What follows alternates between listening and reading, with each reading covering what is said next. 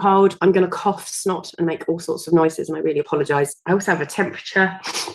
Fuck it. Let's just go for it, shall we, and see what happens. If I collapse, someone dial 999. Anyone know my address? That'll be handy. I won't. I'm kidding. I don't have COVID. I have a cold. For a start, thank you, Mindful. That's very kind of you. So we'll just let people come in for a minute.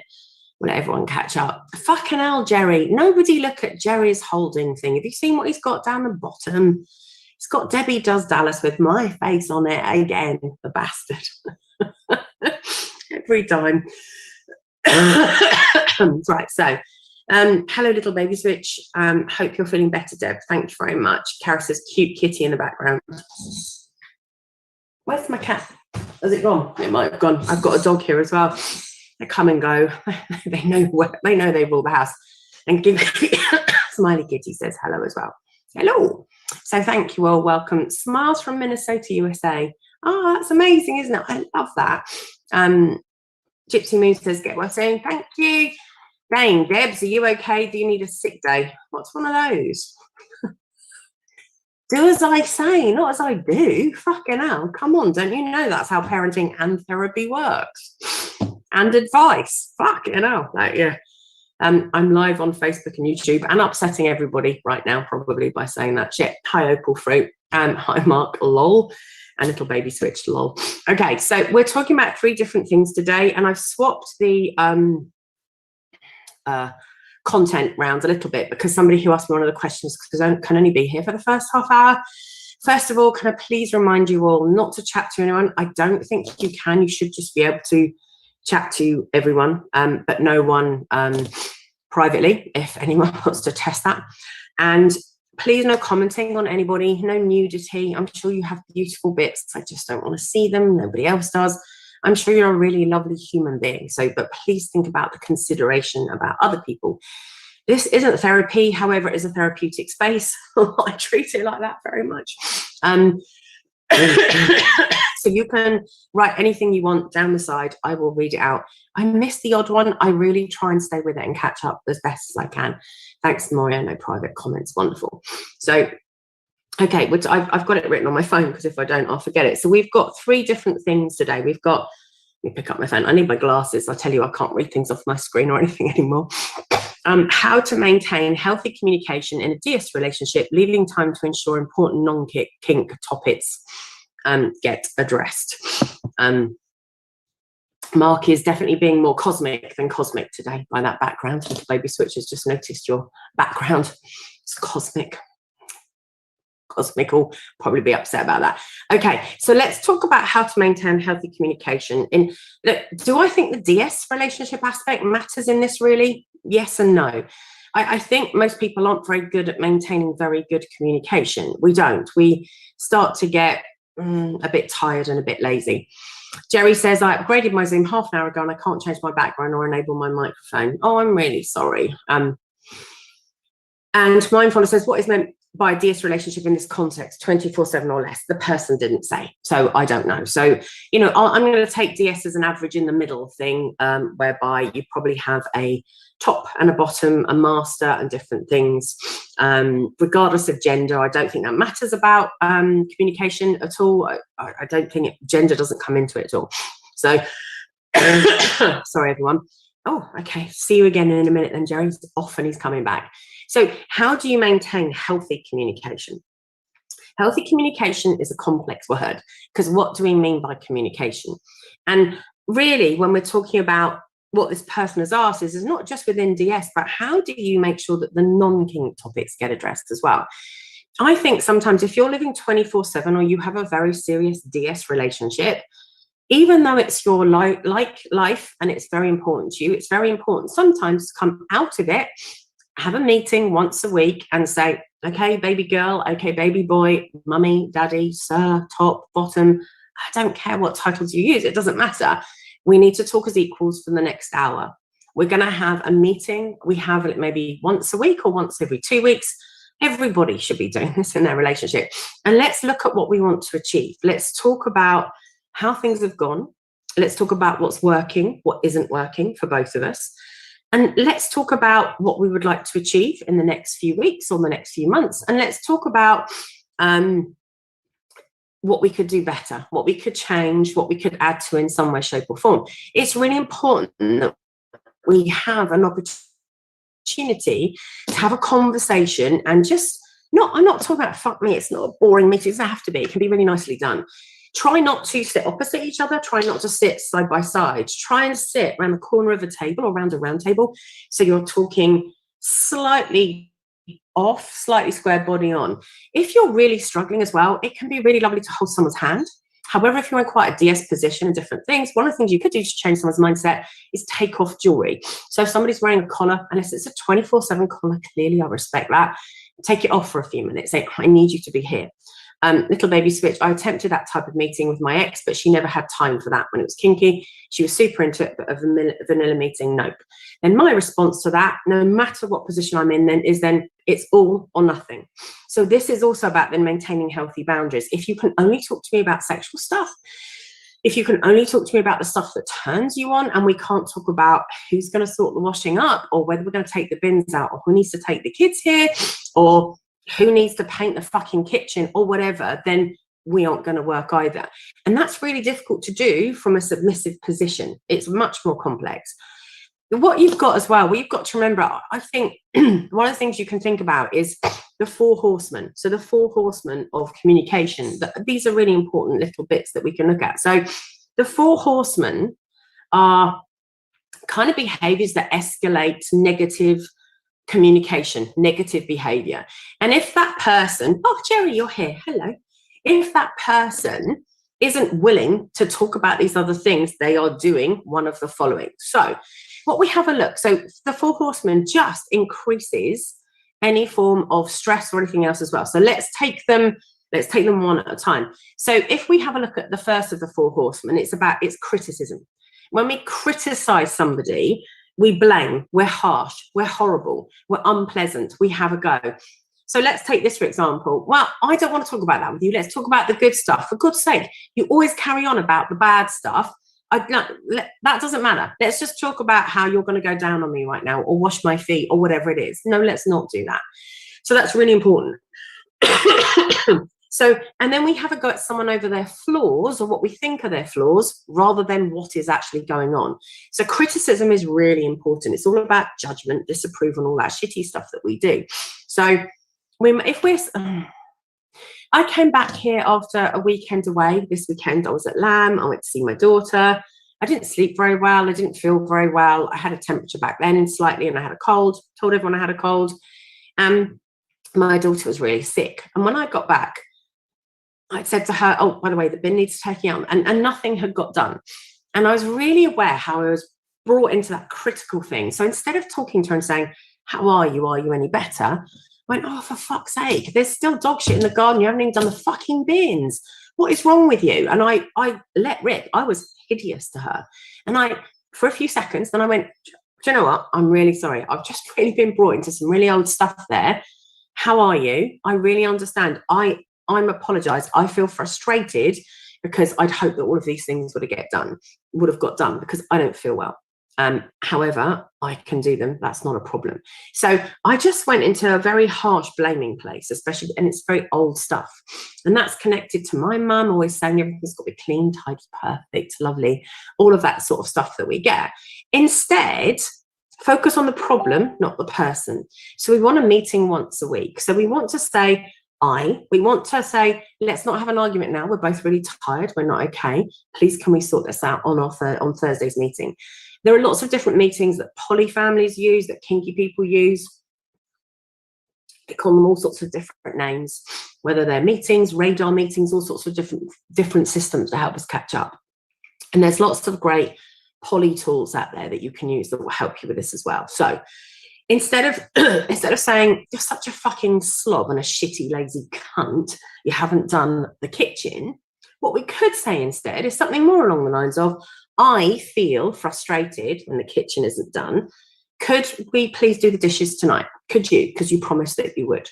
So focus on the behavior, not the person. Focus on what isn't okay, and use me and I statements as well. So we need to sit down and we need to make time to make these things happen and not be critical. I think it's really hard, little baby switch, because we end up being really hideous to people sometimes. I'm not going to do that, and I don't want to do that. And that's part of one of the other four horsemen, which is defensiveness. We get very defensive when we don't want to talk about something or when something is going wrong. So we deflect and we say, well, that's not my fucking problem. You should have sorted the kitchen out earlier. I don't know what you want me to do. I'm ill. It's always about me. Why should I? And we shift blame and we shift responsibility and we don't accept feedback. If people can't do this sort of communication, I would really recommend that you go to couples therapy. I really recommend that you go to some kind of mediation or some kind of discussion. If you've got somebody who's not willing to sit down and listen and only wants to talk about sex, we often blame men for that, especially cis-born men. We need to blame anybody, regardless of gender. It's all about basic communication skills. You need to be able to sit down, talk, and have a good conversation. So defensiveness isn't very good. So one of the things I talk about honestly is the way we take feedback. So when someone is defensive, it's because we take everything personally. We really do take it personally and say, well, that's not okay. It's, okay, hang on, you're right. So Kanan could have said to me, do you know what, Mum, you're right. I did say I would get it all out. I'm sorry, I really don't feel well. I hope you understand. And actually, it would have diffused the situation really quickly. She's an adult too, and it would have made a difference. Apologizing is really good. Taking responsibility is really, really good as well. If you can do that sort of thing, it makes a difference. The third of the four horsemen of the apocalypse of communication is about contempt. And that is, the Gottman, I talk about them quite a lot. The Gottman Foundation talk about rolling eyes as one of the most precursors for any form of divorce, breakup, or relationship issue. So when people aren't happy, roll their eyes. That's contempt. That is showing that you're fucking angry, you're disgusted with somebody, you're cross with somebody, and they're beneath you in some way, shape, or form. Really, is that all you could do? So we're often sarcastic, we're often rude, we can be aggressive, and we certainly feel like we are so much better than that person who's by us or with us, and that's not okay. So we use insults to put someone down, because actually, if you think about what we just said about that sort of defensive behavior, it comes in. Instead, what we could do is be kind. We could say things affectionately and lovingly and thank you, that's so good that you did that. Do you know what, Kane, in the kitchen looks fantastic. Thanks for doing it. I really appreciate it. That's lovely. Do you think we could do the bins as well? Could you take one and I'll take the other one and I'll go and get the dog shit or whatever? So we can negotiate and appreciate people in a different way, to have a different conversation. People often say they don't have time. Ask a busy person, they've always got time. Have you noticed that? Like I work a 50-hour week, honestly, and somebody who was in trouble last week, I just said, contact me, and I'm also gonna give them a free session. It's really important to me to do nice things for people as much as I can within reason, because you also have to make time for yourself. So Little Baby Switch has changed the style of communication. If you're asking the same thing, yes, find a different way to ask. Now, people say, that's not fair, that person should just listen to me. That is also defensive if you listen to it. And it's also quite aggressive. I'm fed up with it. I don't want it. Why should I see it that way? It doesn't work. You've got to be very careful about how defensive you become, because you're going to cause an issue. So, and it's also okay to say the communication between us isn't working, and I'm so sorry. How else would you like to be communicated with? What am I getting wrong here? What's going wrong between us? Rather than saying, you always, you should, why don't you? Which again, if you think about it, hits all of those three. It's critical, so you've got the criticism, it's defensive. If you sort of say, fucking hell, okay, so clearly you can't be communicated with, whatever.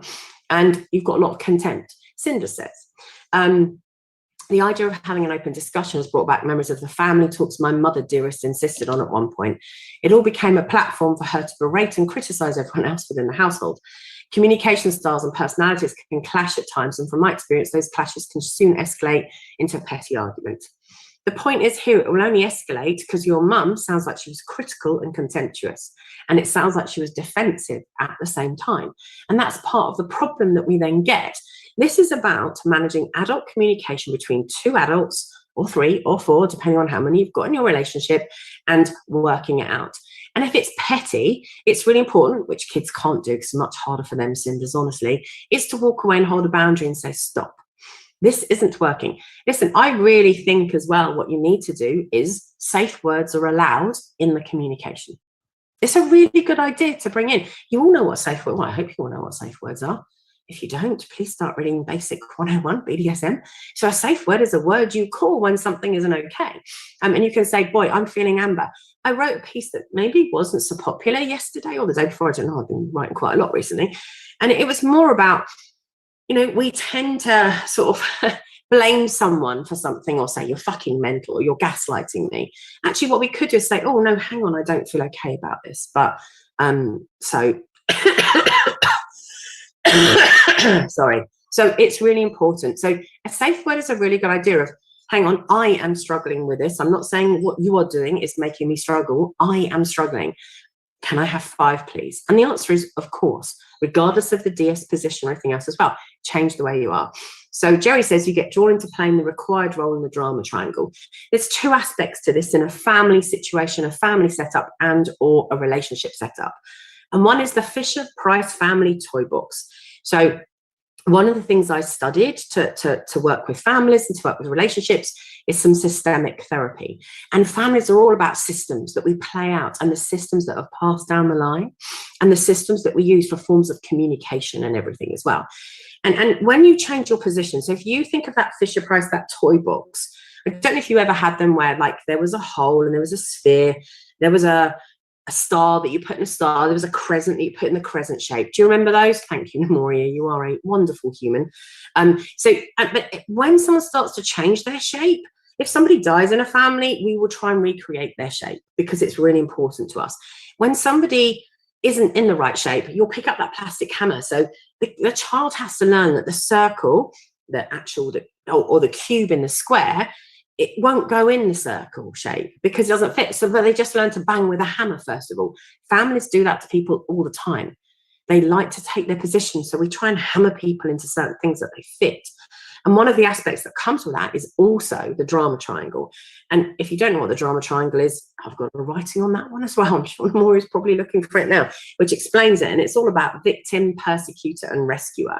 And it's when we aren't in an adult position and we're having an argument. And I think the example I give in that writing is me coming home from a day of work in London, feeling really tired, feeling really stressed, feeling like the victim. Fucking hell, it's 11:30. I'm so tired. Haven't even had a fucking dinner. Listen to my language. It's critical. It's contemptuous. It's lots and lots of stuff. I have so much writing, little baby switch. I'm really sorry. I know Nemoria is working on it in some way, shape, or form, and he hasn't been well, so I can try and get it in a better system so people can read it. Yes, the dishwasher in that one. Thank you. And Poppy, I did read your thing just earlier as well that you said, I found a way to join from my phone today and will be doing so moving forward because I'm so busy, but I value and want to attend. Thank you. You're really appreciated. You do find a way if something is important. That's the same with time as well. So, and I'd be really tired. And all the thing I could think about, because, you know, OCD and my mum and all of those things, I'm sitting there going, fucking hell, you know, great. I bet no one's emptied the dishwasher, bunch of cunts or whatever, lovely different things that I'm saying. And I'd walk in and they hadn't done it. Then I'd feel so cross. So I felt like the victim and woe betide them if they walked in. Have a read of it, see what you think. And then we play different parts in that as well, because that's what families do. This form of communication, there isn't a writing on the 4 horsemen. If you look up 4 horsemen, escalation, behaviors, communication. If not, I'll fucking write one for you. Or I'll sort something out, let me know. So 4 horsemen of communication and their resolutions, answers, antidotes, whatever. If you look it up, I'm sure you'll find it. If not, I will find you a link, I promise. And the last one, by the way, if we go back to that, is also stonewalling, which is silence. It's just like withdrawing, shutting down, pulling back, stopping, and not playing. Oh, there you go. There's one. Brilliant. Thank you very much. I haven't read that one. So I'm sure it's great. So it's really difficult. So people stonewall and they just leave it. And the problem never gets resolved. So the issue you had there with your partner, little baby switch, is they just left it. Each time it just got left. And your resentment starts to build up and build up and build up. And it doesn't feel good. Yeah, I'd always agree that anything that comes from Gottman should be pretty good. And yes, so the problem is it's also what you allow will continue. I've got certain writings on me in Hebrew that really matter to me. What you allow will continue. You played a part in that. You might be playing the victim because, like, it's not fair. I want it to stop. Why don't you do this? Then you might have gone to persecutor and said, for fuck's sake, sort this out. Then you were rescuing and saying, look, let's have a meeting. Let's sort this out. Let's do this. And actually what we really need to do is say, I am not happy with the behavior that's going on here. This needs to change regardless of our DS position. You know, we need a timeout, and we need to be equal right now, and we need to sort this out. And I'm happy to have a conversation. I appreciate you may feel uncomfortable. How best can I make you feel comfortable for us to have this conversation? And I would like the conversation reasonably within the next 2 weeks. I'm sorry, if you haven't got time in 2 weeks, you haven't got time for me. You haven't got time for how I am, my life, or anything else about me.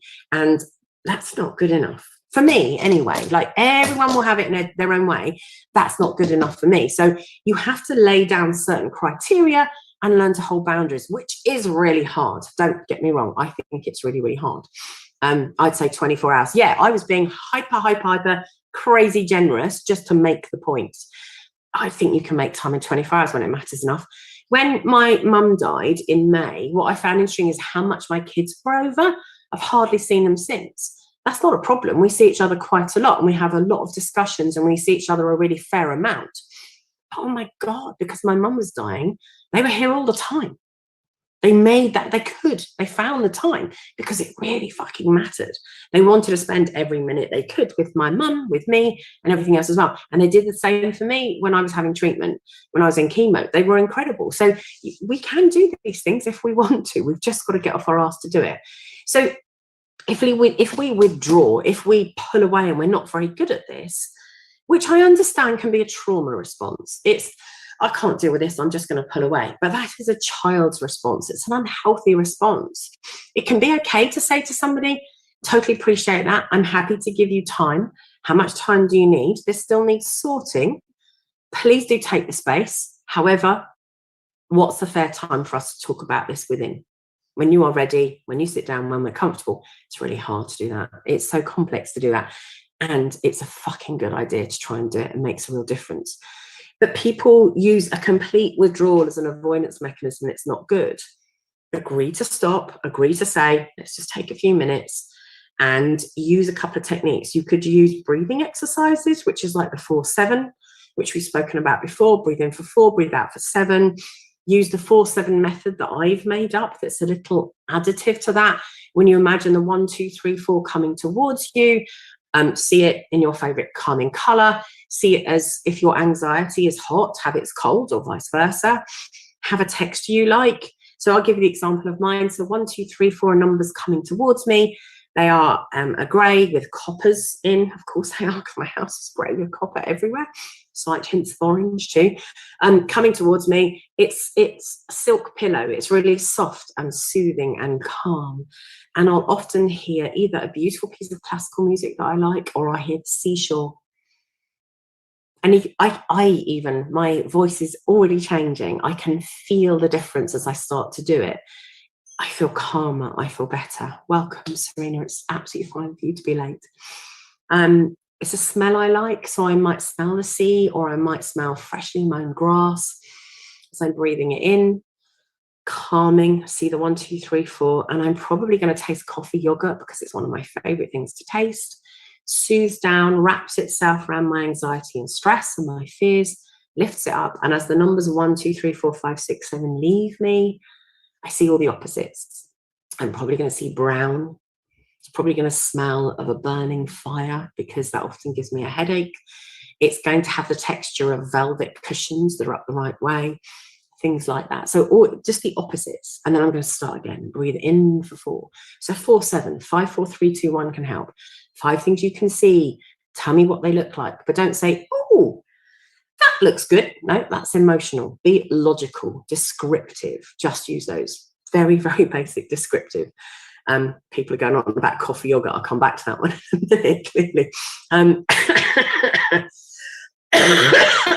So 4 things you can touch them, describe how they feel. So like if I pick up this, it's actually wet, it's cold, it's smooth, It's wet. So describe, not it's wet. I'm just gonna, none of that. It's emotional. Name 3 things that you can hear. Really listen, hear out for them.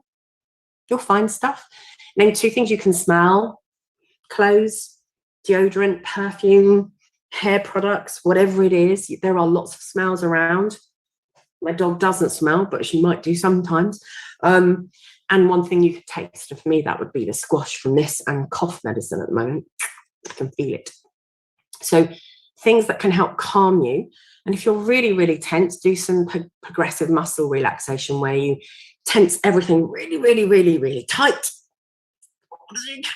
You know, when you're trying to present, you know, I might be talking to some of you here. It's that moment when you think, fuck, I'm about to have sex and I've had 4 kids. I need to tighten everything really quickly so I feel quite good. No, just me? Okay, that's just me. So that sort of thing, though, really, really progressive tightening everywhere then, and relax. Because the way you force that is really shocking afterwards. And if you need a bit of a shock, if you want to involve the vagus nerve, Jesus, Vegas, fucking hell. Oh dear, my cold is in my hand. So you've got fantastic nerves, you've got polyvagal nerve, and anything that shocks you is really good. Like your hands are nice, your face in really cold water. Right, reset, I'm back. Because it brings the shock into the room. I know it's the gambling nerve. Honestly, my cold, it's not good, is it? So coffee yogurt, yes. I have a Swiss passport. I was brought up partially every summer in Switzerland, spent a lot of time over there. And there's a really famous shop called Migros. And Migros would always have coffee yogurts, and they were my favourite. And then England started to do them a bit. It's really difficult to find them anymore. They're very sweet. They're not bitter. I hate coffee. I love coffee yogurt. So I'm in favour of the new name. Yeah, the vagus nerve. It goes all out. You turn the lights on and make it a load of fun. Fuck's sake. Somebody has got their mic open. I can hear it. So let me see if I can turn that off. Right, mute. All good. Done. I love coffee and ice cream. It's similar. It's very similar. It's really nice. 3 kids, but not 4, but I do that. I'm laughing at the vagus being vagina. Well, it could be there as well. It could be anywhere, but that was more your PMR, your progressive muscle relaxation. Tighten everything, relax. Tighten everything, relax. Really helps us. As well, I think part of communication is learning to listen. What we don't tend to do, you need to really practice your active listening skills. Most of us talk. Silence is uncomfortable. When we listen, we don't tend to listen with the intent of understanding. We listen with the intent of solving or saying something. Oh, I've had a really good idea. Quick, shut up. I need to say this really fast. Or doing something else. Active listening skills are really difficult. If you want to be a therapist, before you go on to lots of courses, you have to do active listening skills courses. It's a lot harder than you think it is. You think you listen, but you don't. So there are some great things that you can start to use. If you want some tools and bits and pieces around this sort of stuff, another place you could go to is therapistaid.com. So Therapist Aid has lots of sheets and different things that help you with, I don't know, anxiety, stress, communication, relationships, everything, you name it. It's got a shit ton on DBT that Poppy and I go about all the time. It's a really, really good thing. It talks... and it also teaches you distress tolerance skills. It's all there. So if you try therapistaid.com, in theory, it's meant for people like me. It's meant for people like Poppy, Karis. However, it's really handy for you to use as well. Always waiting for the next gap in your speaking so I can say the clever thing I've just thought of. It is, isn't it? However, when we're doing that, we've just missed the last 3 or 4 sentences that the person said, and that could be of great value. What did he say? No, and we lose it, and it's really, really difficult. Cinder says, active listening skills was the first thing that was drilled into me when I started to work with customer care. I imagine that there are probably online documents about it. There are shit tons. And as I say, therapistaid.com is another one of those simple places that you could go to and just find a load of stuff for kids, for adults, to help your own communication. Personally, when we're talking about this sort of thing, it is about putting something in the diary, making sure that once a month we sit down. I like to, in any DS relationship, is build up. So what I ask people to do often is, what are your goals? What do you want from your relationship? Are they shared? What are your values? What would you like to get out of being with each other? And that's the formation or the beginning of a contract for me. That's not just about, what do you want me to shove up your ass next? It's about real life. That's part of the conversation too. It's not about, oh, I know, let's talk about how I learned to use a fucking great big Australian bullwhip on you. No. Who does the washing up? Well, you do, because you're the submissive. Yeah, but I've also got 4 kids and I'm doing everything else as well. So if you want to use that fucking bullwhip, you better do the washing up. Like, I'm not saying talk to your dominant like that either. I'm not. Of course I'm not. And I'm saying we have to find the balance. If you want to live 24/7, listen, if that person isn't working, fantastic, great. Let them do everything, every chore. I think it's really important to do a proper structured look at how much time you both have. When we take into account everything that needs doing in a home and everything that wants to happen in a relationship, we end up with very little time. How do we want to use that time? So basically, use your initiative. Think of different ways to have communication. And different ways of making sure this happens. Make a really nice dinner, sit down, have the dinner, push the dinner to the side and have a conversation. That can make a real difference as well. Thank you, Namoria. You can just flick through it. And I think actually there might be a 4 horseman piece in there as well. And there's certainly pieces on listening skills. There is so much on DBT, Dear Man, and all the different things that I mention fairly often. So, sorry. So what you want to do is find creative ways to sit down and talk and use your time. For example, if you're in a power exchange relationship and you haven't got enough time and the washing needs hanging, I tell you what, get on your knees, suck his cock, pass the washing up, let him hang it. You're both all going to have a good time and the job gets done. What more could you ask for? There are fantastic ways. Just use your initiative. Find different things, different ways of doing things. It doesn't all have to be that you're on my coffee table for half an hour. If that person is just worrying about, I'm so tired, I don't feel well, the washing still needs hanging, I'm being a coffee table for 20 minutes, but I'm not getting any fun around it because I'm so worried about everything that needs to get done and I can't get to bed and all of those things. So we need to check in with people. The film says, got my bro's laptop sorted, just needed to reinstall a driver. Welcome back. And Saraswati says that's a great way of doing the washing. It's one way, isn't it? So there are many ways of doing these things, making up the bed to get lost in it. And, you can have a lot of fun doing stuff. You just need to use your initiative. But you also need to keep it active. That's why a date night is important as much as when you first met, you definitely had sex on a regular basis because you said, I'm going to meet you on Tuesday, I'm going to meet you on Thursday. So therefore you had sex on Tuesday and Thursday. But as soon as we live together, we say, I don't want to do that. I don't want to put it in the diary. How boring is that? I mean, you did before. Nothing's really changed. You just have to live together now. So there are many ways of communicating. Some people cannot communicate around a table. And I'll often say to couples when they're struggling, there are lots of ways of having communication. It could be that you share a blog. It could be that you check in. It could be that timetables are filled in. It could be lots of different things.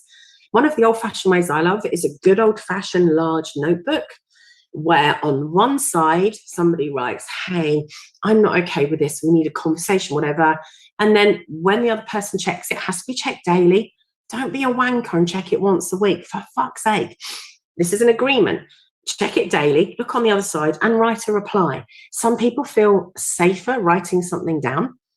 And then it might be the replies, this is lovely. Thank you for sharing with me. I understand how brave you are. I really appreciate it. Okay, I think this is something we can have a conversation about. Could we meet? Can we talk? When's good for you? You're living in the same fucking house. You can still do this sort of stuff. And of course, we can put a lot of stuff online. We can have facilitated conversations. We can do all sorts of stuff to enable communication. But shut up and listen.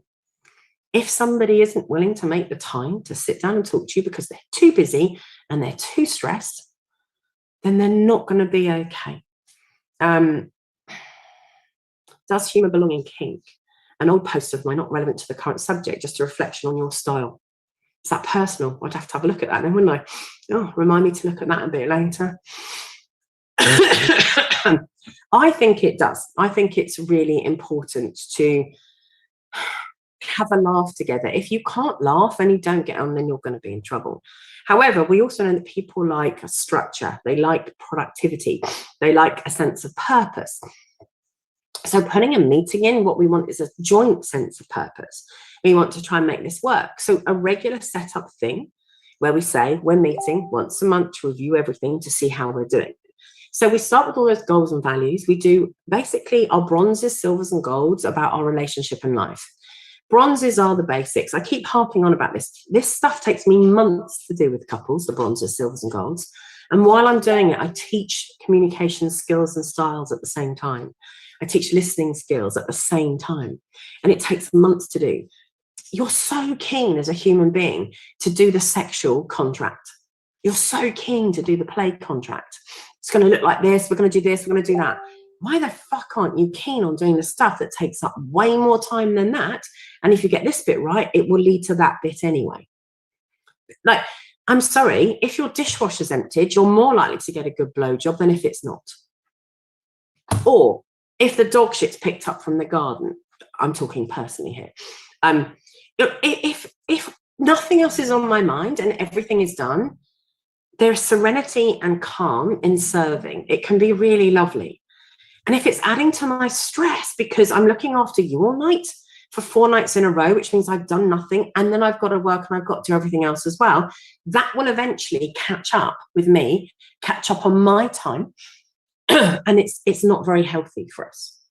So we have to look at how can we make sure that every part, if you want a whole human being with you, buy a little baby switch, it's really important that you do get that done, that you have these conversations about communication and about the basics so you can feel better.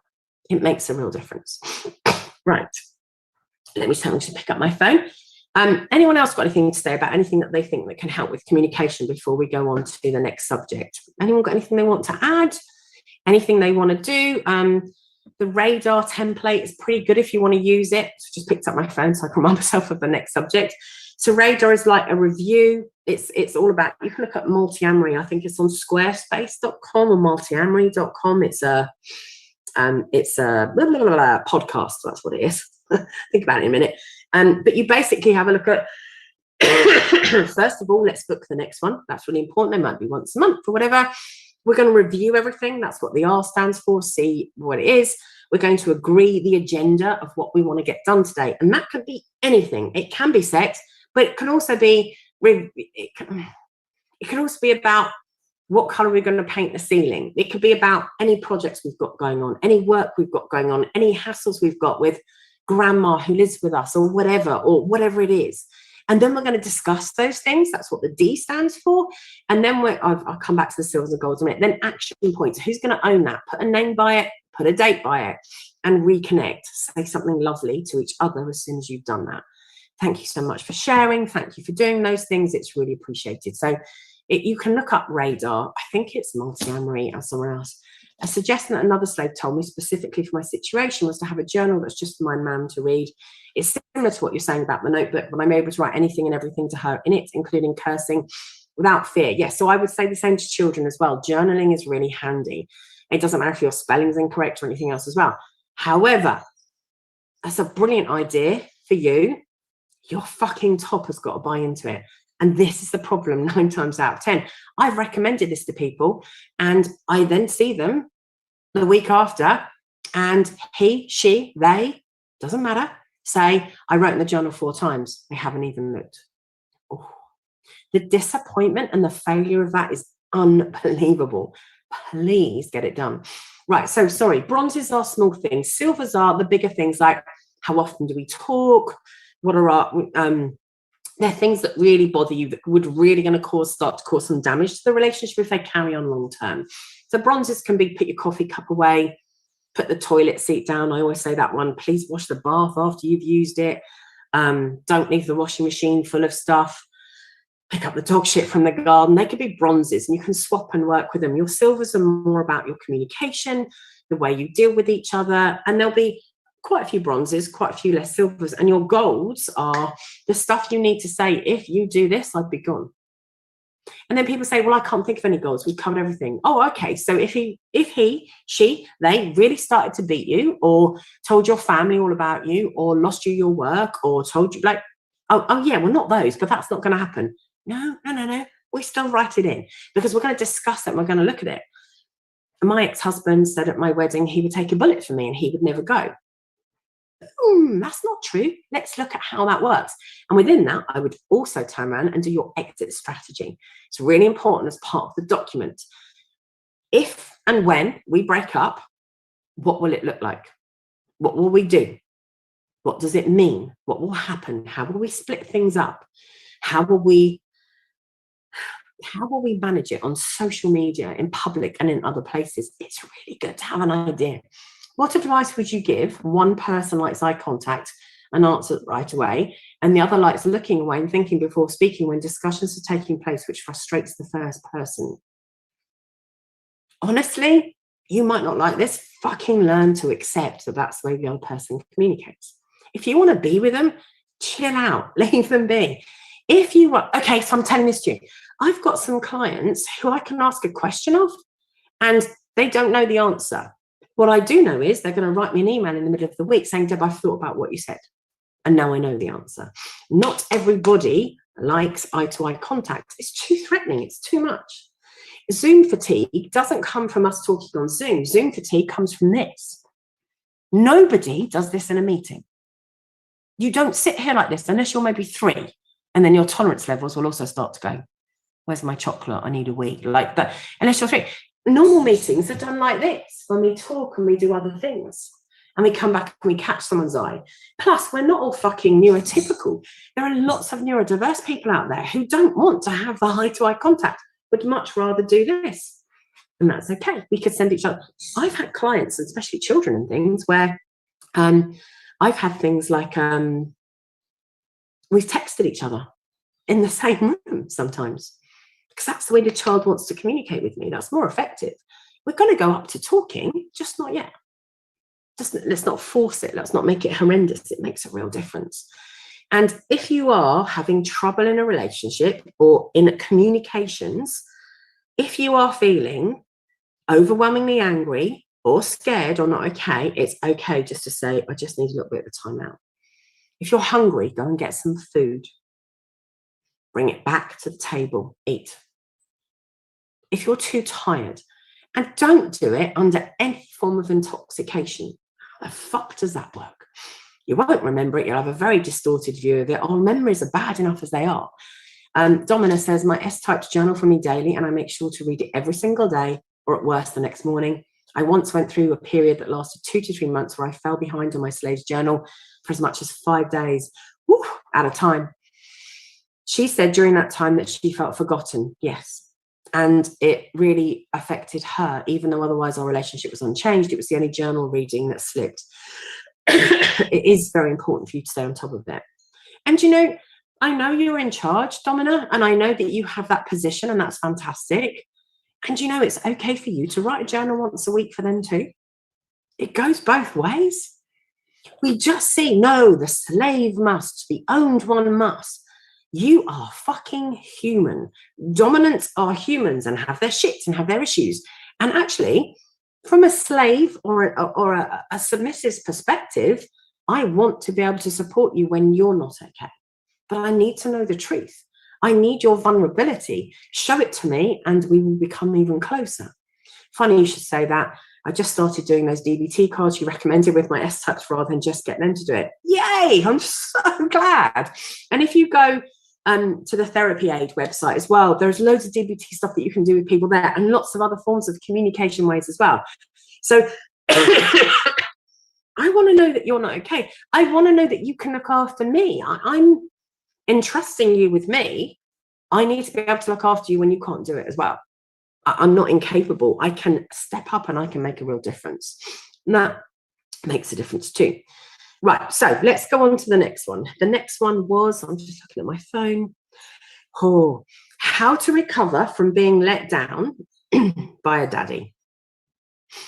Now, I really had to think about this one because one of the things I thought about is how do you recover from betrayal generally? And does it make a difference if you are a daddy or not?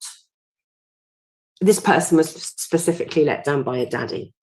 Do I think it makes a difference? I think the problem I have with it is that isn't that you've been let down by a daddy. Well, actually, I think the problem is here, and please tell me to shut up talking out my ass if you disagree, is that it's the expectations that we have of that person that are now getting in the way. We know, for example, when we're going to orgasm, when we are going to eat an ice cream, if I start saying, you know, imagine like you're on the shores of Italy and there's a really big ice cream shop there and you can have any flavor you like and you can choose a bowl or a cornet and all sorts of different things, and they just do the best gelato ever, and you can go in and you can choose your favorite flavors, or you can go into the Italian restaurant and get your greatest pasta or whatever it is that you want. We start to think about those things. We go, oh, I really like this and I'd like this flavor. We may or may not engage in that sort of visualization or that idea. So the problem that we have is the anticipation and the expectation of a relationship. And I wrote about this the other day. Fuck me, this is going to be a standard thing I say all the time. I'm on a bit of a roll with writing at the moment, is stop living in the fucking fantasy world. That's the first thing. BDSM relationships are not fantasies. There isn't a prince, there isn't a king, there isn't a princess, there isn't a queen. I understand you're all princes and kings and princesses and queens. I understand that. I understand that regardless of gender. I get it. And we've all got to be a fucking Cinderella. We've all got to do the fucking dishes. We've all got to sweep. We've all got to sort our shit out. We've got to stop living in the fantasy land that somehow a daddy. So we need to rewind and look at our expectations before this even starts for new relationships too. Just because someone is a daddy doesn't make them any different to any other person. Doesn't make them any better. Doesn't matter if somebody's got 20 years of experience. Doesn't matter if somebody's got 5 years of experience. None of that matters. What matters is, how are they as a human being? What are they capable of? They have weaknesses, they have vulnerabilities, and they are going to let you down. I'm a big believer in it's more a question of when rather than if. You are going to be let down. It is just when. So if you're sitting having these meetings and having these conversations, you can plan for them. When I feel let down by you, which I will, and I'm okay with that, how do you want us to handle it? I can feel a little insecure sometimes I can feel really fucking insecure, right? Lol, don't I know it? Deb's writing, stop the fairy tale, thank you, right? So I can feel insecure at times. Thank you, Nemoria, very kind.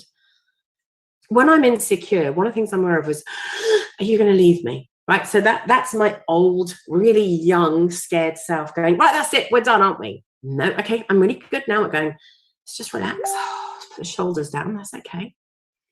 So one thing I ask for, if we're going to have a conversation or if I'm scared, is about expectations is, Debs, you and I are safe, we're good, I'm not going anywhere, and I'm not happy about this. I ask for the setup in the first place. And also, one of the most important questions we can say when we're having a conversation is, hang on, before you carry on, is this something where you want me to provide you with a solution or you want me to listen? Because some of you, especially you dominant types, really believe it is your position to give everybody a fucking solution all the fucking time. And actually, sometimes we don't always want a solution. We just want to say, my life's shit, I fucking hate it. Jesus Christ, what am I going to do? Yeah, it sounds tough. Thanks. Are you okay? No, not really. Okay, do you want anything from me? No, I'm fine. Okay, good. Sometimes it's just enough. Stop giving, at least check what the person wants. How are we doing in this conversation? Please, can you say the setup you ask for again? Sorry, I don't know what that question means. What do you mean, the setup? I'm not sure what I just said, because I make this shit up as I go along from knowledge, so I'm not sure what I mean. Oh, for when I'm insecure, okay, so can I repeat it with you? So what I often say is, because I know I'm insecure, is I say, when you say, God, the worst thing you can do to someone that's really passive aggressive is say things like, we need to talk. Let's talk later. Can we have a serious conversation? I'm not okay, I can't deal with it now, but we need a conversation. That's a really cuntish thing to do. It is not a nice thing to do to anybody. So one of the best things you can do is, I really want us to have a chance, an opportunity to sit down later. We are safe. That's what I ask for. If we're not safe, it's okay for you to say as well, Debs, we're not safe. Okay, I'm going to panic now. When are we talking? Oh my God. you know, and it might not be a very good hour for me, but at least I fucking know the truth. So what I tend to say, what I ask for a partner to say to me is, we're good, we're safe, and I'm not happy about this, and we need to sort this out.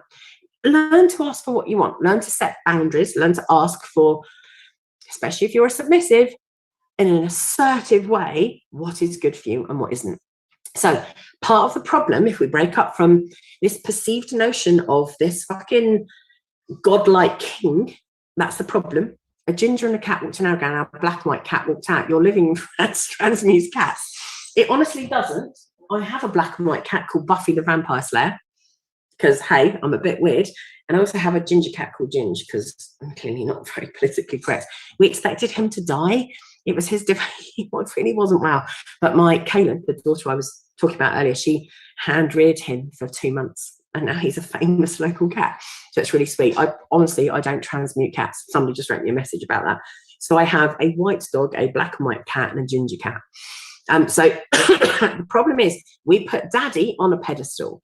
And if you put anyone on a pedestal, they are going to fall off. We need to meet them as a human being. What do we do when we feel betrayed? Oh, God, that's so difficult, isn't it? If we feel betrayed, we have to look into ourselves. How do we feel about that? What are we going to do about that? Where's our power? Again, if you've done your bronzes, silvers, and golds and your exit strategy, you have a better setup already. You're going to have some kind of idea, some kind of support, some kind of system, who you're going to talk to. The problem is, when we feel betrayed, there is something really cutting to the quick about that, where somebody is just say, I'm feeling betrayed. Yeah, of course we can. However, if somebody actually has betrayed us, let's say daddy said, I'm going to love you forever. You're my good girl. I'm going to look after you. Nothing is ever going to change. And I do not need anybody else. And you find out that his dick's been in at least 13 other fucking pussies a week, right? And now you're like, I don't know what to say. I don't know what to do. This isn't just about daddies. This is about mummies. This is about tops, bottoms. Again, gender has nothing to do with it. People betray each other fairly often. In polyamorous relationships, there is still a lot of cheating. People say, oh, I don't need to. I don't need to do that. Sorry, Dawn, are you giggling? People say, oh, no, you know, I don't know. They'll never do that. Are you talking about my ex? I don't know. Was he in mine? Hopefully not. That would be awful, wouldn't it? But no, I don't know, sweetheart. I don't know. Sorry. Karis is going, oh my God, that's too much. You've gone too far, Deb, this time. It's too much. Yeah, that's quite normal. So disloyalty, someone being, loyalty. It really matters to me, loyalty. It's a big one. And it's about the expectation we have of other humans, isn't it? We feel so hurt when somebody does something that breaks our loyalty. However, it's also about our past, how we feel about that, how secure we feel about ourselves. Overcoming that is really, really horrible. You can see someone who's been unfaithful as betrayal, but actually could just be that.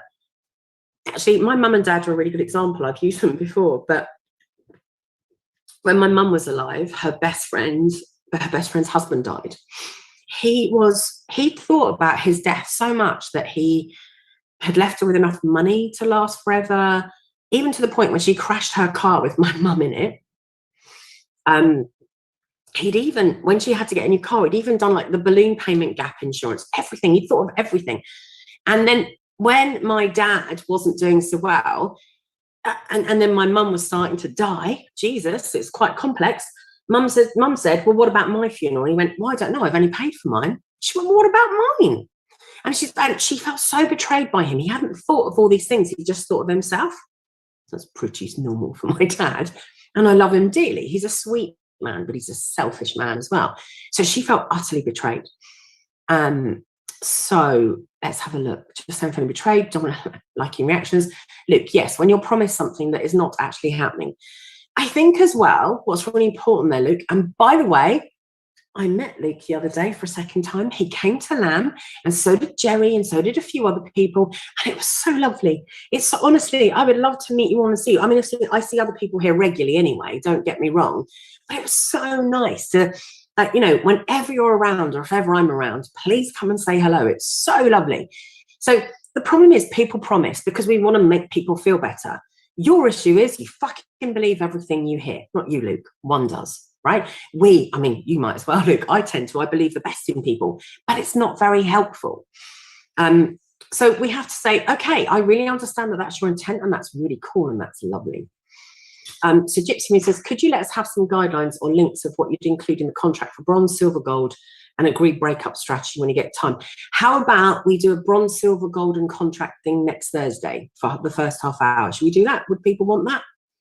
Let me know if you would want that sort of thing. We can do that. So we can look at that as a proper strategy for half an hour. So when somebody betrays us, it doesn't necessarily have to be about sex. It can be about money. It can be about life. It can be about situations. It can be anything. It really does make a difference. So we then have a choice. What are you going to do right now? What are you going to do about that betrayal? You can take it with you forever and really let it damage you, or you can say, okay, what am I going to do for myself here, and what difference am I going to make? So yes, I'll do examples of how we set up a contract and what that looks like. Okay, I think we have to look at the word betrayal, first of all. Like, why is that such a strong word? What does it mean to you about your past? That's to do with our old shit impacting our current shit as well. So that makes a difference as well. How can we have a conversation about this? Do we need therapy to work through this? Do we need couples therapy of some kind? Do we need some help? Do we need some mediation? Why do I feel so betrayed? Because actually, rather than saying, oh, hearing people again, it's really important that we honestly just learn to say, I've been betrayed and that is shit. And you need to live in the pain. So many of us are so quick to try and jump out of everything. Say, how do I cue this? What have I got to do? Don't do anything. Feel it. It is shit.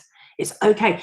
What I'm seeing at the moment so often, and I'm seeing it in my therapy situations with all my clients, I'm seeing it online, I'm seeing it everywhere, that everybody wants a strategy for everything. How do I get out of this? What have I got to do now? What have I got to do? What? And, you know, I'm clearly depressed because of it. You're not depressed. You're having a really fucking normal reaction to somebody dying. You're not anxious. You're having a normal reaction. You're feeling scared. It's normal. Can we please stop pathologizing? When somebody has hurt you, you are hurt. Feel the hurt. They say on average, to get over something, especially if we're grieving, it's going to take into 2 years, up to 2 years. The DSM-5 always wants to take it down. And don't get me wrong, I am an Amazon queen.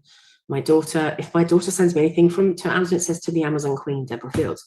I want it now. I want it delivered. I want it packaged. I'd like it by today, and I'd like it wrapped, and I'd like it sorted. I like that. I like instant. Your feelings cannot be instant. That's just not the way that we work. And if it keeps staying with you, it's going to taint everything that you do. So, and as Cinder says, it runs into the next relationship that presents itself without any thought of processing feelings. And that's really awful. That's not good for this relationship. And it's not good for your next one or anything else as well. And as Saraswati says, you know, normal reactions do not make money for drug companies. And Namori said, instant coffee, instant mash, instant solutions. I prefer a coffee machine, even though I don't drink coffee, and I certainly make my own mash. I quite like instant solutions because it helps us, but they're not going to help us process our emotions. So you need to feel your emotions. That's one of the first things you need to do when you feel that you've been betrayed by somebody. You need to look at the pedestal that you put them on. What did you expect from this person who is supposedly this daddy that makes them more than human? Why did you have those expectations? What did you think was going to happen? That because they're called daddy, that somehow, I don't know, got fucking fairy dust on the end of their dick? I don't know. What? Like, why do we have these crazy expectations of other human beings? We're simply human beings. Just because you're in the BDSM scene doesn't mean anything. Kinky Smiley Kitty says, that was an issue between my partner and myself. I just felt like I needed time to feel the hurt, and he wanted to plan how to get past it. I feel like time to feel my feelings is what I need, and I communicate that. And that's really important. Fuck off, let me sort this. I once dealt with a woman many, many years ago who came to me through a hospice. And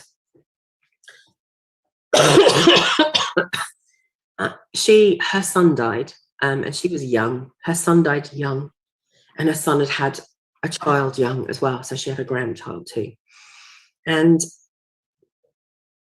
when he died, she was howling in her bed, rocking. just howling, feeling so awful, feeling so sad. And do you know what her husband did? Called the doctor to get her a sedative. I don't understand that. I don't understand that, but that's what we try to do. We try to sedate everything. Let her howl. Okay, when you compare a British funeral to an Asian funeral, an African funeral, it's a matter, compare it to a different culture. We have different ways of doing things. Some people throw themselves on coffins. The British gently dab their cheeks because one mustn't cry too much. And that's down to our history as well. We need to wail and we need to feel really sad. How do you remove them from the pedestal? Look for the normal things every day. So Scott was like that. It was very close on that one. The normal things. It's you who put them there, as Jerry says. It isn't real. You have to stand and, oh, you've ruined it for me. You're just a normal human being. No. You put them there. You did that. They didn't do it. Don't always ask for it either. We really have to look at it. We have to say, okay, just look around. You know, like maybe they don't get things right every time. Maybe they're a bit awkward sometimes. Maybe they don't hang the washing the right way, because there is a right way to hang the washing. Let me tell you, that isn't a fallacy. I'm kidding, but you know, there's a right way to hang washing. I'm not kidding at all. It's very serious. Like, I'll rehang a wash if you hang it wrong, for fuck's sake. So, oh, Cinder says, I've been watching 9 Perfect Strangers lately, and yes, there is clearly an absence of ethics, but damn it, we need the pain sometimes for us to process everything we do. It doesn't, we think it's not going to help, but we also have to come to terms with forgiveness and okayness, and it takes time. Hey, by the way, in public at the moment, it was so lovely to see you all too. While we can't predict the future, we never know if we'll break up, etc. It's hard when active decisions are made. But agreed, with the feeling of betrayal, you have to see the betrayal for what it is. When you try and cover it up or brush it aside, it doesn't help, and it doesn't. Practice a couple of mindfulness techniques around this sort of stuff. Betrayal is a big word. Sometimes when you're suffering from something, write it on a piece of paper in your head, attach it to a favorite color balloon in your head, and just watch it leave you and look at what that feels like. Feeling it is really important too. Use an old-fashioned typewriter in your head. Ding it, but the ding just flies off. It's gone. When it comes back, look at why. What does this mean? Why am I feeling this? You mustn't eliminate what happened. You mustn't stop what happened, and you need to feel it. Sometimes we don't need it. We don't need it in that moment. I'm a big believer in you have to trust yourself. I trust that whoever I see, whoever I meet, whoever I love, whoever I don't love, whoever dies, whoever betrays me, to keep that word, I'll be okay. I might be really sad. I might find it really hard. I might be angry. I might be frustrated. And again, I wrote about that earlier. The word motion is in the word emotion. It moves, it changes, we grow. And for me, it goes back to one of the theories of grief, whereby it takes over all of our life. Good old Lois here, takes over all of our life. But as we learn other life experiences, it starts to buffer, and it comes back and it starts to buffer. The grief and the pain doesn't get any smaller. It's just that time creates other situations for us to grow in and for us to change. I trust that process. I trust that I can do it. And for God's sake, talk to people that can help you. Don't talk to people that just agree with you. Most of us do that. Your daddy was a complete cunt. Was he? Was she? Were they? Because people often aren't. They were a narcissist. Oh, here we go. Okay. Were they? Honestly, were they? Ask people that question you a little bit as well. What did you do in that? What could you do differently next time? And talk to people who can just eat some ice cream with you and vomit with you and have a bit of a laugh and get totally pissed if that's what you need to do, and enjoy being with people. But don't hook up with agreeers as your friends. When you do that, you never grow. You don't change. You have to look at what your part in that was. And part of that is the pedestal. And that makes a real difference. And if you really feel that way, you know, there's that little survey, isn't there, from years ago? I don't know if any of you remember it, about lying. And the figures are quite wrong. But roughly the figures are something like 99% of people say, I can't fucking bear it when my partner lies to me. How dare they? You shouldn't lie to anybody. And 97% of people admit lying to people. Well, about 2% of us are okay then, are we? It's something ridiculous like that. It's that moral quality we have when we have a go at somebody else for doing something that we do. And that's not okay either. So if you feel really strongly about this, don't do it yourself. Makes a real difference too. Live morally how you want to be. Emotions are really difficult. However, if they start going away with us and they're too extreme, you also have to learn how to be okay, how to manage, how to be logical, not to get lost in them either. There's a balance to be had of feeling and the appropriate time to feel. So we have to learn to bracket and work with it. If you just obsess over the past all the time, and you're anxious and you don't feel, and you start doing this, you're on this infinity loop of stress, of anxiety, of depression, of something all the time, and it goes with you and just blocks you from everything. Cinder says, after my last Dom ghosted me, I hate ghosting, I wrote his last text message to me. It was especially passive aggressive.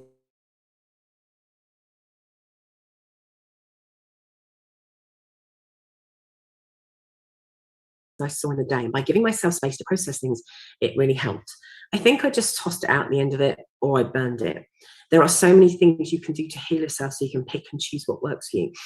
I'm a big believer, and I think that's a great technique of saying to people, your life is like a film. The problem is when you start having something where you're betrayed or you're not feeling very happy or something awful's happened, what you do is you throw all the negative stuff on the cutting room floor, and you need to pick it up and put it back in the film. See the person's bad and good. And that really matters too. But I think that's the phenomenal importance. It makes a difference. So you have to learn how to work with it. Pick a few people that you do trust. Pick a few people that actually, hey, I know that that's a good thing. I know that I can trust people. One person decided to do something that's not necessarily just a reflection of me.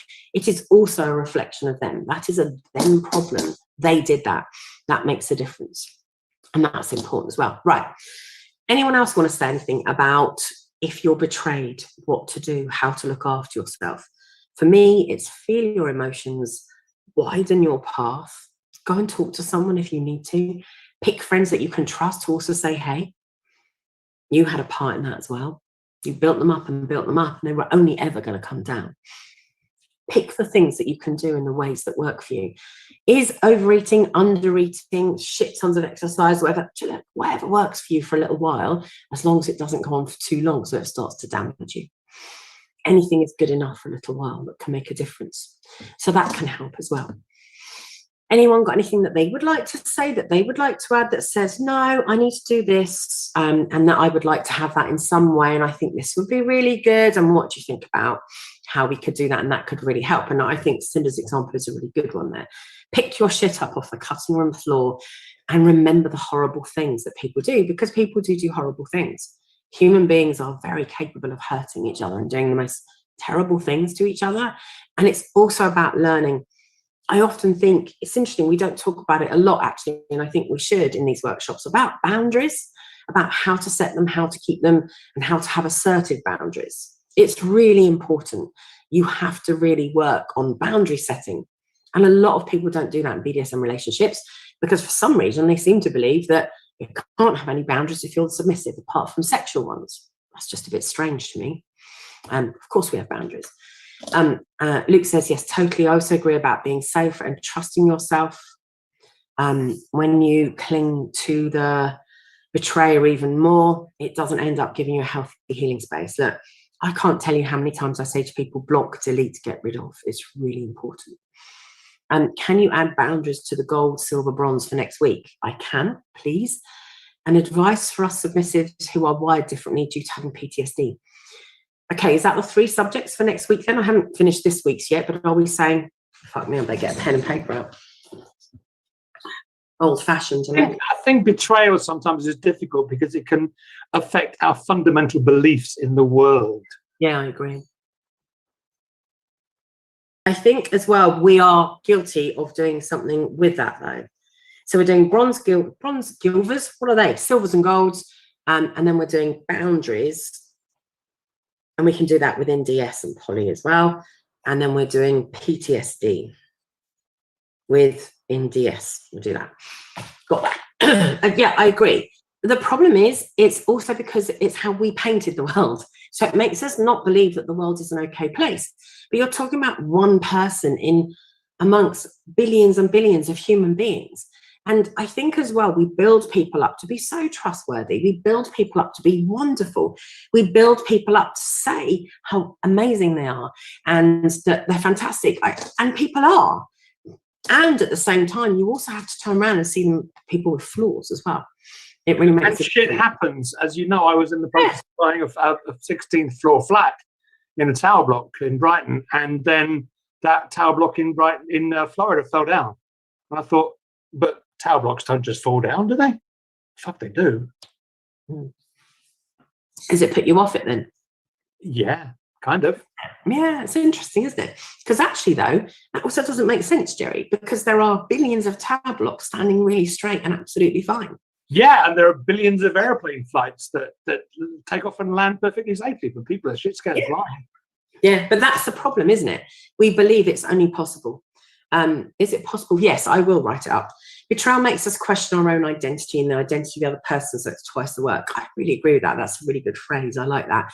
It's really difficult. And Jordan said it took me a year after I stopped messaging my past abusive master me to finally block him, and it felt really good to finally do that. It's brilliant. Well done. The quicker you can do it, the better. And the more he says, not just belief in the world, but in yourself as well. So that's what we're saying, aren't we? That's the reiterated message of, gosh, we start to question everything. It's really important to have enough belief in yourself to enter into these forms of relationships. I'm sorry, but I say this all the time. We go into heavy relationships like they're nothing. And actually, they're not nothing. They have the power to destroy us. If you aren't okay, somebody got really upset with me. I don't know if you remember, about 7 or 8 weeks ago, when we were talking about BDSM and play, and we were talking about instinctive responses for fight, flight, freeze and different things. And the person said to me, "Are you fucking telling me I shouldn't play?" They were so cross. I don't know if you remember that. And I said, yes, I am.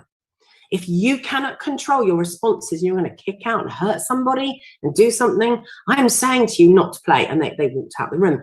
I understand that. I understand that they weren't happy with that. However, they're also a danger.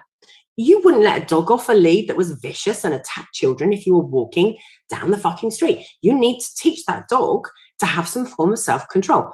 I'm not saying we're dogs, for fuck's sake. Take it for how I mean it, metaphorically. If we cannot control who we are, or something is going to destroy us, get a little stronger, change who you are, do the work inside out so you can go and do these things. And I think BDSM relationships can feel, I'm not saying they can feel way more intense for people some of the time, especially if it's your first one or your second one, maybe even your third, because they are intense by nature. And they need more communication, and they can be. So we feel more hurt by it because of the expectations we have from it. When I went on one of my first psychotherapy courses, I remember feeling so fucking disappointed to learn that the people doing the course were fucking human beings and all had problems. It really upset me, because I thought, well, no, you're a psychotherapist. Surely that means you've done a shit ton of work on yourself and you should know better than anyone else. Half of them have more problems than anyone else on the fucking planet. Oh, Jesus Christ. It was quite a shock to me. And I was like, fucking hell. I remember going to therapy with this one woman who would cry all the time. And I was like, are you all right there, love? Do you need something from me? I mean, I didn't stay long. Fucking hell, that is not healthy shit. I think she needed some more therapy. The woman had a fucking PhD. Oh my God. So many therapists need therapy. One of the things I always say to people, if you're going to say, hey, I'd like you as my therapist, don't just ask them what their qualifications are. Meh, who cares? Like, I know some unqualified people who are better therapists than anyone else. Ask how much therapy they've had. That's an interesting question. That's a much more interesting question. Because if you study to be a counsellor, you probably have to do 2 years of therapy. 40 hours a year, that's 80 hours. That's all you've done. If you study to be a psychotherapist, that's 4 years. That's 160 hours. If you've done both, you're starting to talk to 200-300, maybe. I've got people who've been with me for 3 or 4 or 5 years. If they're doing more therapy than I have, be a bit dodgy, couldn't it? Haven't done their journey. Fucking hell. Ask if they've done it. Okay, let's go on to the final one, which we're going to talk about. And that is, what are the dangers if we continuously objectify and humiliate somebody? Let me lift this up so I can read it, so I can say. So the last question was the potential dangers and impact of dehumanizing and objectifying bottoms, the risk of desensitization from the top, so potential for abuse and acceptance by the bottom of that abuse occurring. The therapy costs more than a training. I spent thousands on therapy during training versus hundreds for the actual training. I'd agree with that. When you honestly look at how much it cost me to become a therapist and to do all the courses I've done, you are talking £280,000 plus. That's how much I've spent. That's how much it's cost me, at least. So, but onto this subject, the potential dangers and impact of dehumanizing and objectifying bottoms, and the risk of that desensitization from the top becoming a potential for abuse, and the fact that the bottom buys into it. Is it there? What do you think? Do you think that's a danger? What do you lot think? I know what I think. Is that a danger? If we dehumanize someone often, could it be a danger? Absolutely. If dehumanization is your thing, there's a lot of risk involved. Yeah, and I'm absolutely going to say that. Of course it fucking could.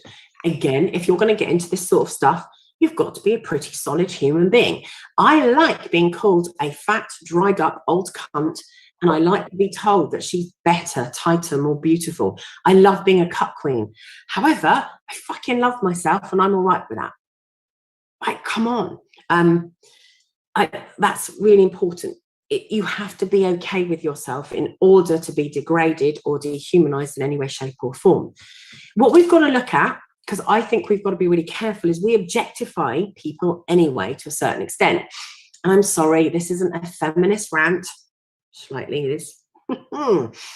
If you objectify people, we have objectified women for thousands of years. I'm sorry if this upsets you, but let's take it as an example. It will harm, and it does harm, their emotional well-being generally, does it not? So if we objectify people for what they're going to give us, or anything else as well, then we really have to look at it. So there has been so much research on continuous objectification, admittedly without consent. I agree that that makes a difference, and lots of people looked at this for a really long time.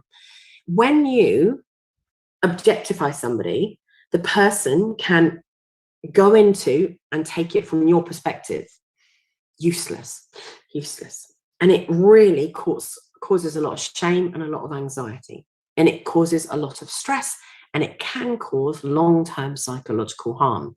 And then, of course, you can get so used to doing it, so used to believing it, that it's not that the person wants to be abusive, but the relationship becomes abusive per se. So yes, of course, this is a real danger. I think if you have that sort of situation, you have to counter it and balance it with beautiful words and love and affection. It's really okay for you to call me a worthless fucking whore or whatever it is. However, it's also just as important that you remind me that I'm beautiful, and I'm funny, and I'm loyal, that I'm sweet, and I'm clever, that I feel good, and that I'm this wonderful human being as well. It's really important to balance both. And what's interesting, which I think I'll come back to that, Alan, in a minute. So Laura said, how can you tell whether someone is engaged in this behavior as a form of self-harm related to past sexual trauma or simply for intrigue and pleasure? Craving comes into that. Can we do it again? Can we do it again? Can we do it again? And it's like, well, hang on, what's the cost of it? How are you feeling about it? Well, I don't want to talk about it. Can we just do it again? I'm starting to crave that. We were talking about addiction. I wrote about addiction a few weeks ago. It's not addiction. It's actually a lack of compulsion. It's our ability to control our compulsions that also becomes part of this. So that's one of the ways that we can tell. It might be that the person gets really fucking upset. I can cry sometimes. And I'll often say, hang on, just give me 5. I need to work out if this crying is in the here and now, or if it's in the past. If it's in the past, I need to stop the play. If it's here, I'm all right. And that's really important as well. And that takes some psychological awareness, makes a difference. So Ben says, how can you tell the difference between legitimate consent changes over time and abuse, for example? By checking in all the time. The problem is, at the end of the day, you can't fully, because if somebody, for example, that you're with is fawning and just telling you that they want it, then you don't know. So what you could also do is set up a third party. So maybe another submissive, not as a partner, that they can talk to independently, and they can have lots of really good conversations with, and that person can feed back to you if it's going too far and different things are happening. That can be really helpful too. I'll come back to that question in a second. It's effectively aftercare, telling someone all the positive things to balance out the degradation.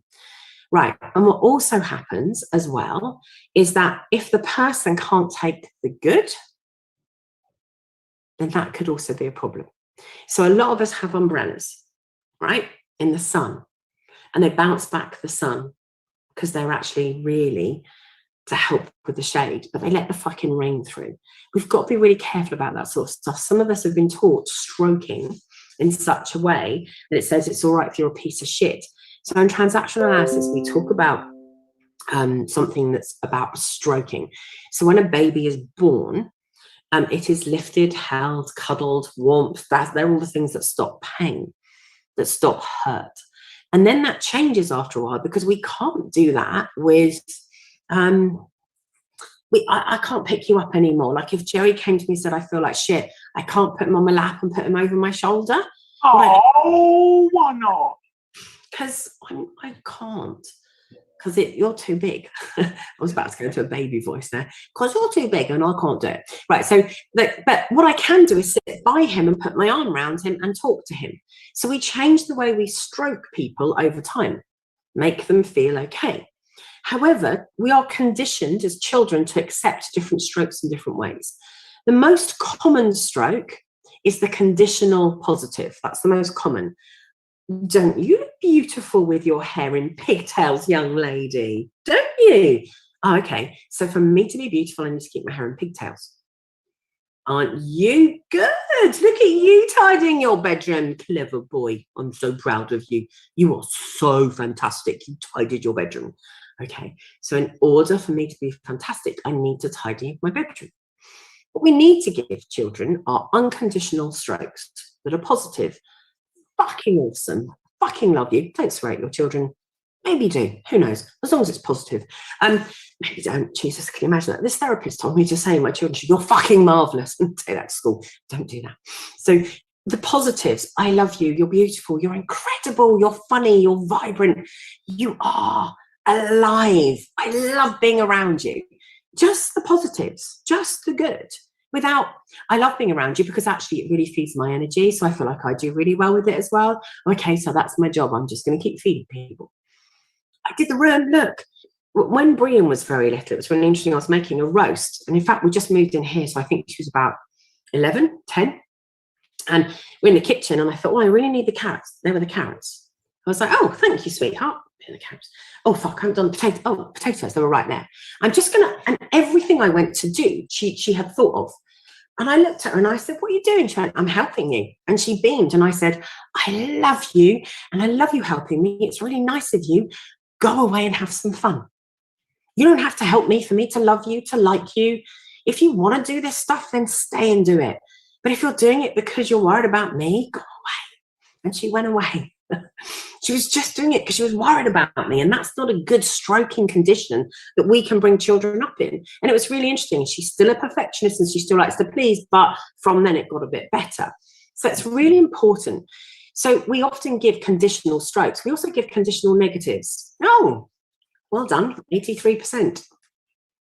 Didn't try your hardest then, did you really? Although, you know, we can be really, fringe, interesting. I don't know. I mean, Jesus, this is my dad. Like, you're talking to a queer woman here. My dad. Oh, fringe.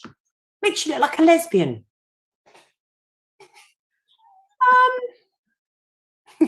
Okay. I mean, Jesus Christ. We give this, and the worst thing is an unconditional negative. You fucking worthless little cunt, worm, whatever. Makes, you know, not okay. So we look. You'd like that, though. I would like that, as long as it's also balanced with, I love you, you're wonderful, I love being with you, and stroking my face. For me, some physicality is really important, just to stroke my face and say, those things are really important. So I wrote a thing on my personal profile on FetLife that says, and it's got all this thing, and it says very clearly in it that stroking my face is just as important as slapping it. Holding me is just as important as holding me down. Having a go at me is just as important of holding me up. Like it's all of those things. It's really important. Al, I'll come back to those bits in a minute, I do promise. Actually, Al, can I ask a favour? Can you write that to me on the FetLife, and I will then cover it, and I'll try and fit 4 in next week. If not, it'll be the week after. So can you do that? Is that okay? Would you mind doing that? And I think as well, what we've got to be careful, because one of the things Al's writing as well is like, you've got people online who do online humiliation and extreme stuff with no aftercare. Listen, I'm going to have a go at you here as a submissive if you're the person doing that. If you don't set up on your aftercare and you're not okay, you are responsible partially for that as well.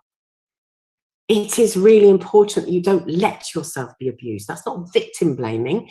It's about setting it up in the right way. If you've got somebody online who just wants to take your money or just publicly humiliate you, whatever, don't go into it unless you get something from it. So we've got to be really careful about objectifying and how we use it and what it does. I've got a whole, well, actually, you've just written it, haven't you? That writing, humiliation, all you need to know is all about what happens in your brain, all about the process, all about those things that happens to us when we are humiliated. However, what we've got to be aware of as well, and it's really dangerous for us, is that often that passion and that where we can cause long-term damage is that actually the person could be trauma bonding. That could be the reason that we are attaching ourselves to those people in that way or whatever. So some of our relationships start beautifully, passionately, in a different way. It just looks like, wow, look at this. It's explosive. It's incredible. It's sexual. My God, this is amazing. And it just kind of drifts off and it isn't as amazing as we think it is anymore. And then it's not so good. And then we're fighting and things are really bad. And it might be that we just wanted something so badly that we bonded with somebody for all the wrong reasons. And then a lot of abuse can come into play there. We often know when we're being abused, actually. It's just whether we can admit it to ourselves when we're ready to. And that's when we need some help. And it takes a long time to build a house if you build it well, which means you have to build your foundations really slowly and carefully.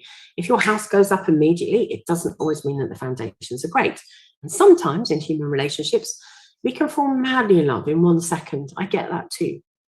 However, if you are attracted to somebody by the darkness that plays behind you, that feels very sexy. It feels irresistible. It's magnetic. It's incredible. However, it's not very healthy either. So we just have to be careful sometimes that these sorts of relationships that are very intense and very passionate aren't so good when it comes to the fact that actually, especially within BDSM, it allows for some people to trauma bond to really have a go at each other. And then we get a really good heady mix of chemicals going on. See, when we objectify somebody and we make them feel worse in a way, part of what we're doing is also bringing and drawing them into us in our own way, because they start to need, they start to want. They might want the humiliation, but they also need us to make the pain go away that we're creating. I'm not saying this always happens, it doesn't. We can have a great time. I personally fucking love humiliation. Jesus, read that writing. I love it.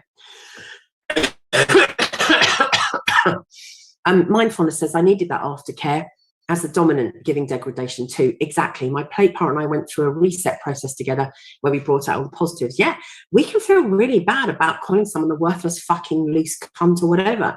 It's just as dangerous. It's not necessarily good for either of us. Aftercare needs to be negotiated. No one's aftercare is more needed than anybody else's. They both matter just as much as each other. And people get that really wrong. It isn't sub drop, it's everyone's fucking drop. It isn't aftercare for a sub, it's everyone's fucking aftercare. That's why you've got to learn to negotiate it. It's really important. No one's more important than anyone else. In fact, a top can be more knackered than a bottom sometimes. So it's really important for us to understand that there are implications of doing this. And I think never go too far. You can always regret doing something. You can always carry it on afterwards.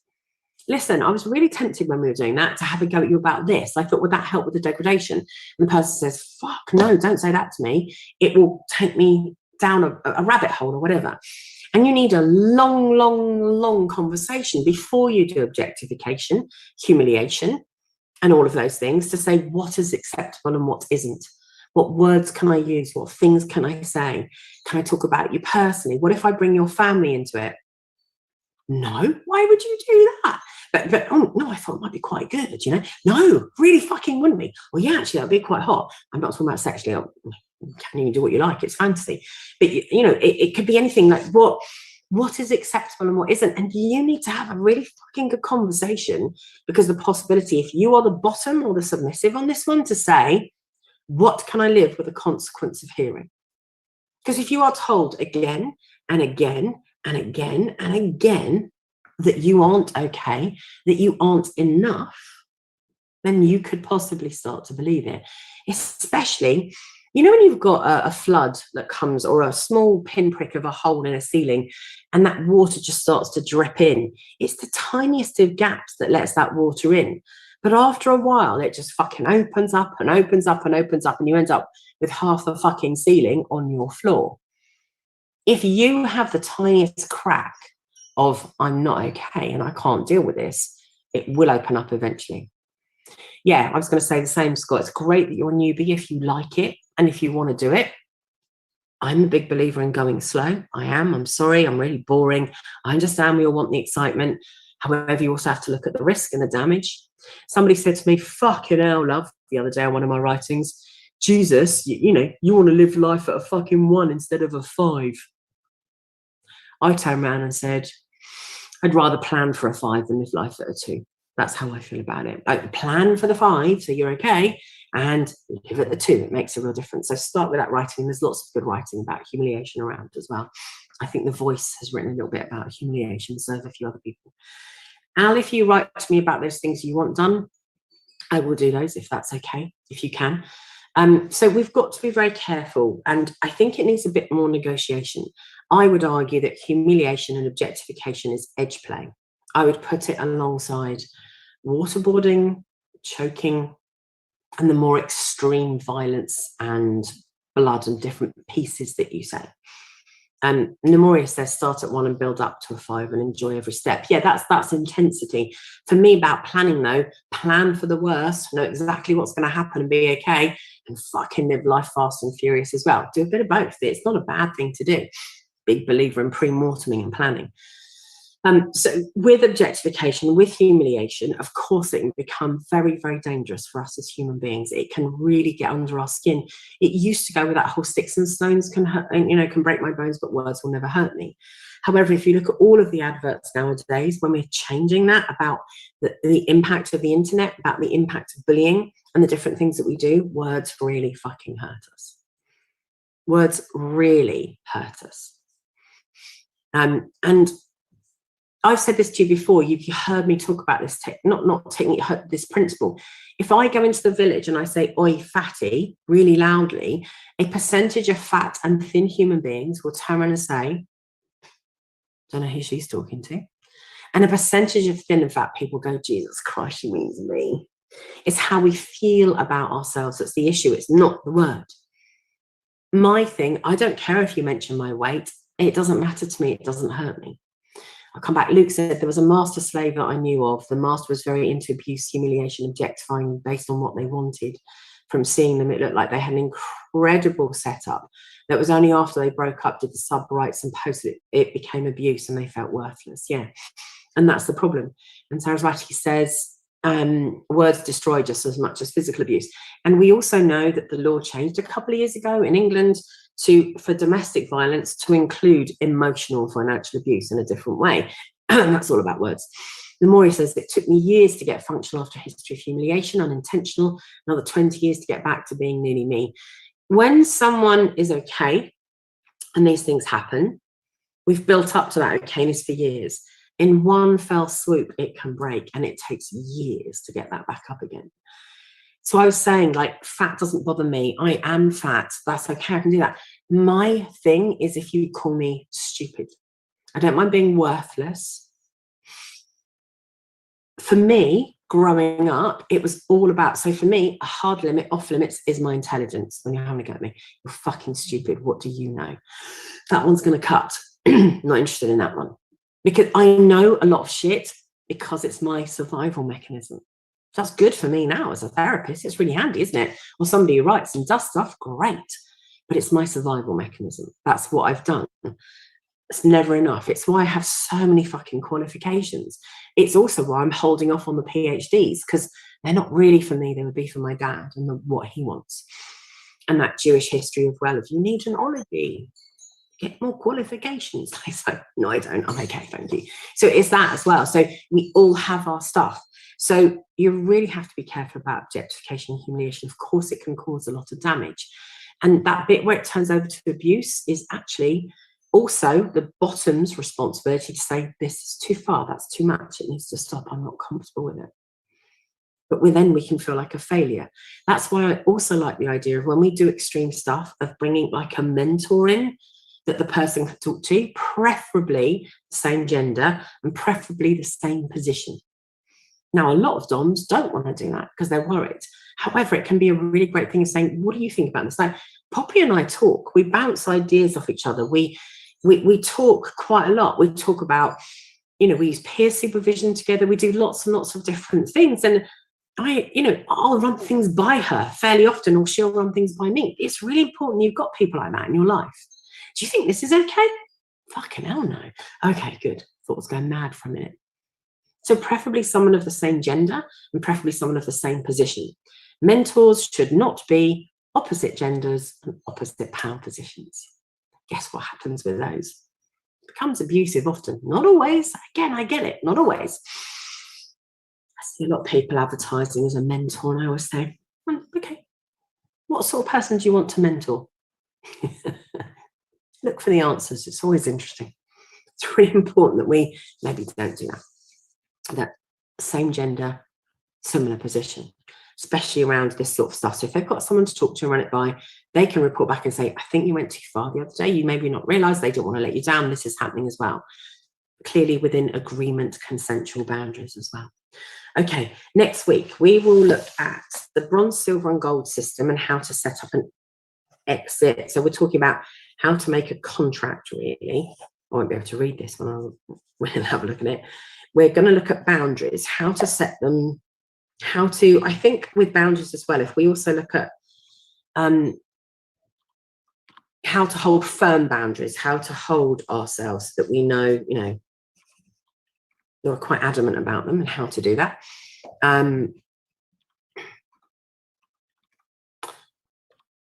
Funny you mentioned I'm going to consider asking around for a mentor male detox like me. And you know what? You'll find it really hard to find someone. The more people you meet, the better off you'll become. It's about meeting people.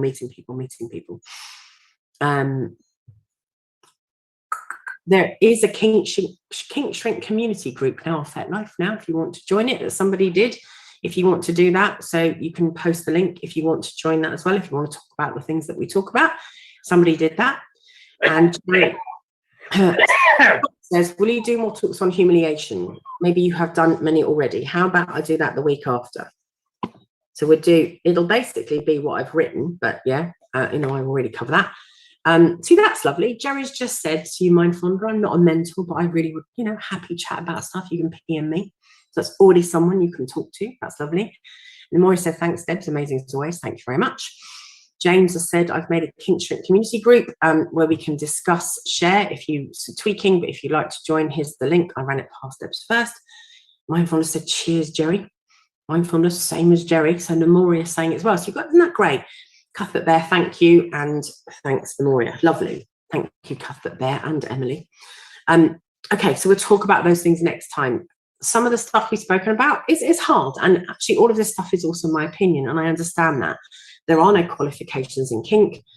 Am I qualified as a therapist? Fucking hell, yeah. And I've got thousands of hours when it comes to that. And I've got a lot of hours when it comes to my own personal therapy. I'm on over 900 hours.